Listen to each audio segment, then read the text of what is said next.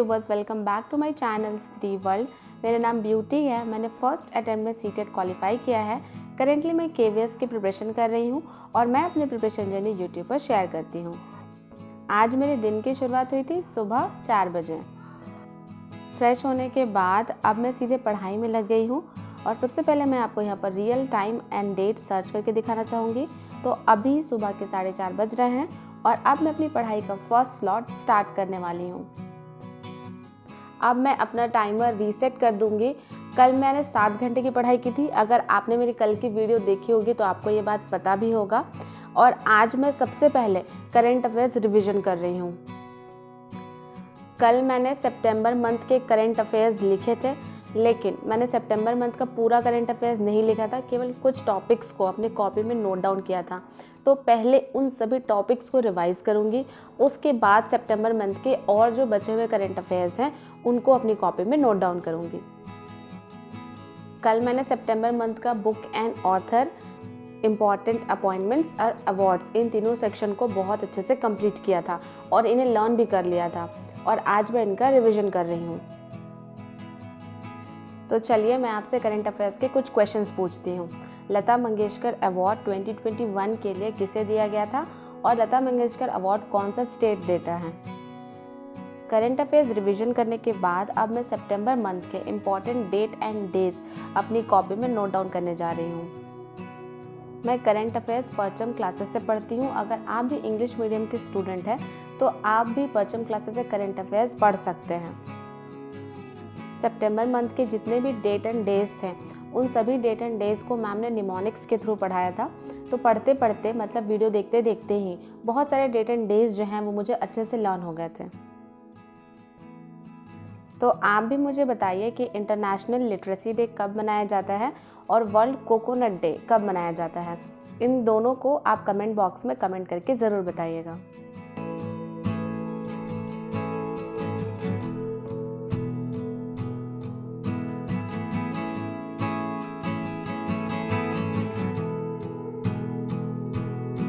सितंबर month के जितने भी डेट एंड डेज हैं उन सभी को लिखने के बाद मैं 2-3 बार पढ़ भी ले रही हूँ, क्योंकि करंट अफेयर्स लिखने से कोई फ़ायदा नहीं है। मैंने बहुत लोगों को देखा है कि वो केवल करंट अफेयर्स हर दिन का लिखते हैं, तुरंत उसे लर्न नहीं करते हैं। लेकिन अगर आप तुरंत करंट अफेयर्स को लिखने के बाद लर्न कर लेंगे तो आपकी मेहनत जो है वो आधी हो जाएगी। आपको बहुत कम मेहनत करना पड़ेगा और आपको करंट अफेयर्स अच्छे से लर्न भी रहेगा। सुबह के 6 बज गए हैं और अब मैं अपना नेक्स्ट सब्जेक्ट पढ़ने जा रही हूँ। मेरा नेक्स्ट सब्जेक्ट है साइंस। अभी 2-3 दिन पहले ही मैंने ईवीएस का फूड टॉपिक बहुत अच्छे से कंप्लीट किया था, लेकिन जो क्लास 9th में फूड टॉपिक से रिलेटेड चैप्टर है, क्लास 9th की बायोलॉजी का चैप्टर नंबर 1, उसको मैंने आधा ही पढ़ा था, उसको मैंने पूरा कंप्लीट नहीं किया था। तो आज मैंने यही सोचा था कि मैं इस चैप्टर को पहले एक बार रिवीजन कर लूँगी और इसके बाद इसे आगे भी पढ़ूँगी, क्योंकि ये चैप्टर बहुत टफ़ है। तो मैंने सोच लिया है कि मैं इसके केवल कुछ पेजेस हर दिन लर्न करूँगी। पूरे चैप्टर को एक बार पढ़ने से अच्छा है कि मैं इस चैप्टर के हर दिन 5 से 6 पेजेस लर्न करूँगी और प्लस पीछे वाला रिवाइज़ करूँगी। अगर आपको भी कोई टॉपिक टफ़ लगता है तो आप भी उस टॉपिक के साथ ऐसा कर सकते हैं कि उस टॉपिक को छोटे छोटे पार्ट्स में डिवाइड कर दें और डिवाइड करने के बाद हर दिन उसका एक पार्ट अच्छे से पढ़ लें और दूसरे दिन दूसरा पार्ट पढ़ने से पहले फर्स्ट पार्ट रिवाइज ज़रूर करें। इस मेथड से आप पढ़ेंगे तो वो टॉपिक आपका भी बहुत आसानी से कंप्लीट हो जाएगा। यहाँ पर मेरी बहन चाय बनाकर ले आई है, क्योंकि जब वो मेरे साथ सुबह पढ़ रही थी तो बीच बीच में उसे नींद आ जा रही थी, तो बस अपनी नींद को भगाने के लिए उसने चाय बनाया है। और अब मैं अपना टाइमर ऑफ़ कर दूंगी और टाइमर ऑफ़ करने के बाद जल्दी से चाय पी लूँगी, क्योंकि सुबह उठ के जब मैं पढ़ती हूँ तब मुझे चाय का बहुत इंतज़ार रहता है।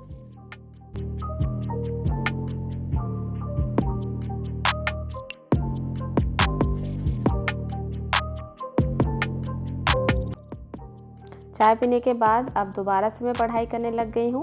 सुबह के 6:23 हो गए हैं, तो सबसे पहले मैं अपना टाइमर ऑन कर दूँगी और टाइमर ऑन करने के बाद दोबारा से साइंस पढ़ने लग जाऊँगी।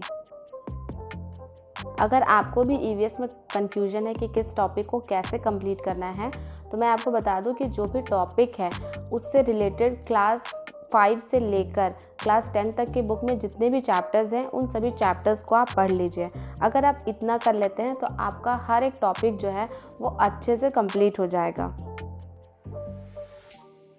इसके बाद अब मैं इंग्लिश पढ़ने आ गई हूँ, क्योंकि कल जो मैंने मॉक बनाया था उसमें मेरा इंग्लिश में ईडियम फ्रेज़ का एक क्वेश्चन रॉन्ग हो गया था। तो मैंने सोचा क्यों ना ईडियम फ्रेज़ पर वर्क किया जाए।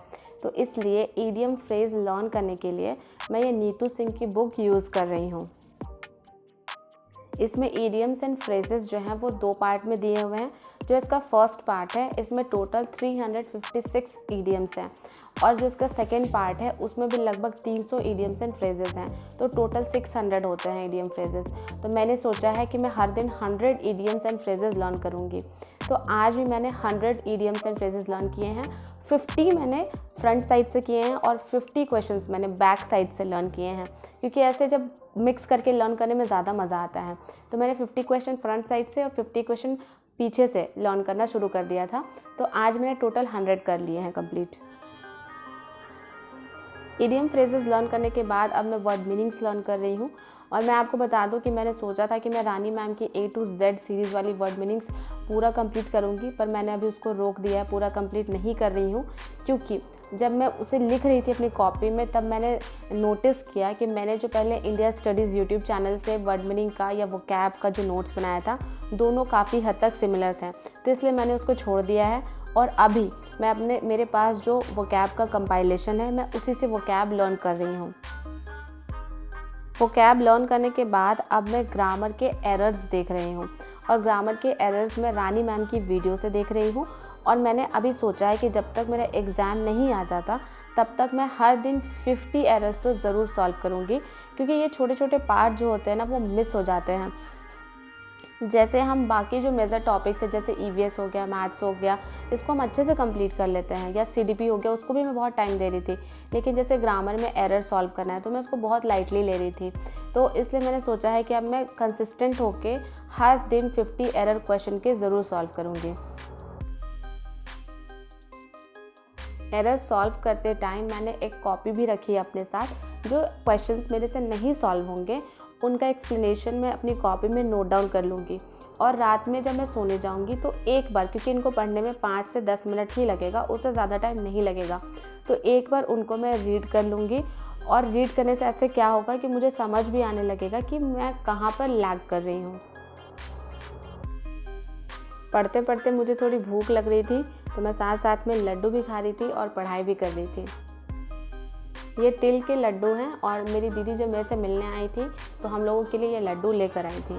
तो ये खाने में सच में बहुत टेस्टी हैं। मैं वहाँ पर पढ़ाई कर रही थी और मेरी बहन आज कुकिंग कर रही थी। हम दोनों बहन काम को डिवाइड कर लेते हैं, और काम डिवाइड करने से क्या होता है कि बहुत ही कम टाइम में इफ़ेक्टिव वर्क हो जाता है। तो आज कुकिंग उसे करना है और साफ़ सफाई और क्लीनिंग का जो भी काम है वो मुझे करना है। आज मेरी बहन बैगन और सीम की मिक्स सब्जी बना रही थी और साथ में पराठे भी बना रही है। और इधर मैं पढ़ाई कर रही हूँ। आज मैंने सुबह से एक बार भी ब्रेक नहीं लिया है।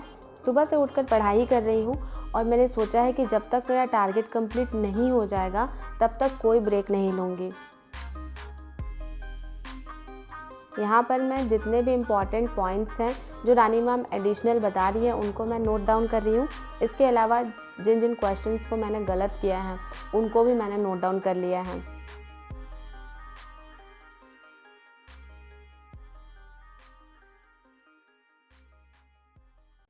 फाइनली एरर के 50 क्वेश्चन कंप्लीट हो गए हैं।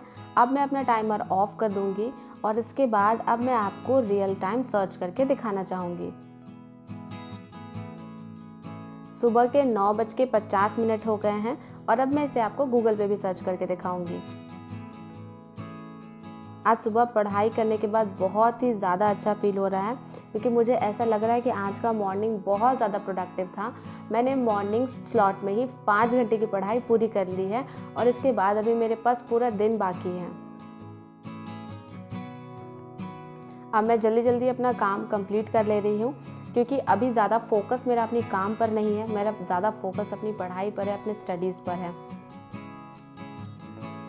मुझे कुछ जेन्युइन कमेंट्स मिले थे, तो मैंने सोचा कि उन कमेंट्स को मुझे आपके साथ डिस्कस करना चाहिए। कुछ हाउसवाइफ्स के कमेंट थे जिनमें वो कह रही थी कि उनके बच्चे हैं तो उन्हें टाइम नहीं मिलता पढ़ाई करने के लिए। और एक कमेंट मेरे पास ये भी आया था कि मेरे एक व्यूअर थी, उन्होंने मुझे कमेंट किया था कि उनके दादाजी का डेथ हो गया है, तो इस वजह से वो अपनी पढ़ाई पर फोकस नहीं कर पा रही हैं। देखिए, ज़िंदगी का सबसे बड़ा सच ये होता है कि सिचुएशन चाहे जो भी हो, हमें आगे चलना ही पड़ेगा। हम एक जगह रुक कर कभी नहीं रह सकते। और अगर मैं बात करूँ बुरे समय की, तो बुरा समय कभी ना कभी बदलेगा ही। ऐसा नहीं होता है कि कोई भी किसी का समय अगर आज बुरा है तो वो हमेशा के लिए उसी सिचुएशन में रहेगा। स्पेशली जब हमारा कोई पर्सनल लॉस होता है, जब हमारे घर में किसी की डेथ हो जाती है, तो उसके बाद पढ़ाई पर कंसंट्रेट करना बहुत ज़्यादा मुश्किल हो जाता है। और मैं इस बात को बहुत अच्छे तरीके से समझ सकती हूँ। लेकिन मैं आपको एग्जाम्पल देती हूँ हिमांशी मैम का। हिमांशी मैम ने भी जब अपनी यूट्यूब जर्नी शुरू की थी, तो कुछ दिनों के बाद उनके फादर की डेथ हो गई थी।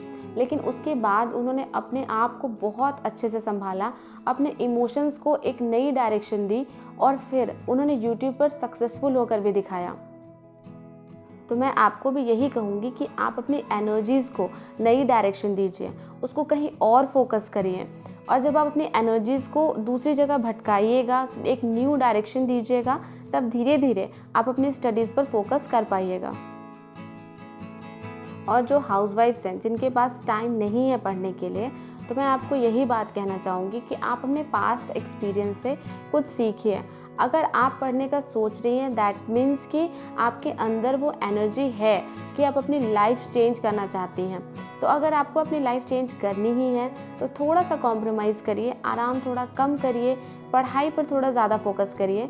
शुरुआत में आपको 1 घंटे मिले, आप 1 घंटे में ही पढ़ाई कीजिए। धीरे धीरे आपको खुद डायरेक्शन मिलने लग जाएगा कि कैसे आप अपने स्टडीज़ आवर को इंक्रीज़ कर सकती हैं। फाइनली मैं आपको यही कहना चाहूँगी कि आप चाहे जिस भी हालात से अभी गुजर रही हो, वो आपके लिए एक मोटिवेशन का काम करना चाहिए। अब हो गया है ब्रेकफास्ट टाइम। सारा काम ख़त्म करने के बाद मैं नहाकर बिल्कुल फ्रेश हो गई हूँ और अब मैं अपना ब्रेकफास्ट कर रही हूँ। तो आज का मेरा ब्रेकफास्ट यही है कि मुझे जूस पीना है और थोड़े से फ्रूट्स खाने हैं।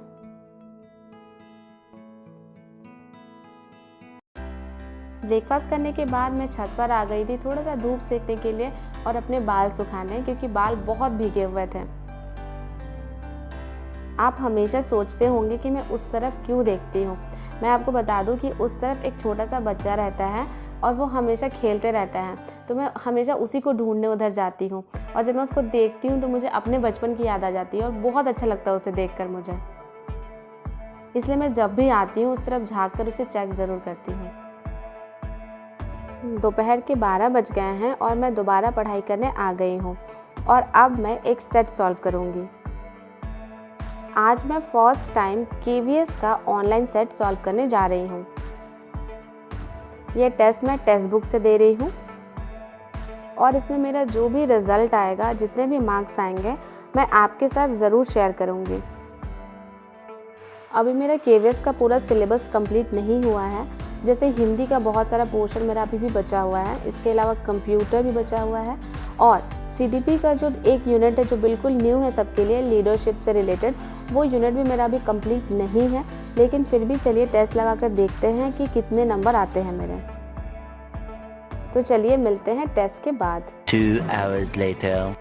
जब तक मैं सेट सॉल्व कर रही हूँ तब तक आप मेरी वीडियो को लाइक कर दीजिए और अगर आप मेरे चैनल पर नए हैं तो मेरे चैनल को सब्सक्राइब कर दीजिए।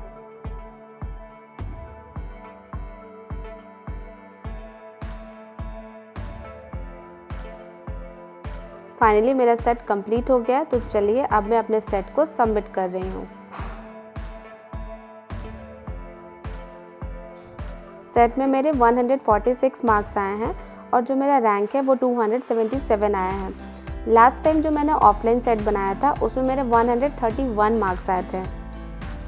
सेट सॉल्व करने में मुझे 2 घंटे का टाइम लगा, क्योंकि क्वेश्चंस जो थे वो इजी ही थे, लेकिन जो मेरे सबसे ज़्यादा क्वेश्चंस गलत हुए हैं वो हिंदी से हुए हैं। तो मैं हिंदी को कोशिश करूँगी और ज़्यादा इम्प्रूव करने की। इसके बाद मैं अपने सेट का एनालिसिस कर रही थी। तो इसी तरह के मोटिवेशनल स्टडी ब्लॉग के साथ मैं आपसे मिलती रहूँगी, आपका हौसला बढ़ाती रहूँगी। मिलते हैं नेक्स्ट ब्लॉग में।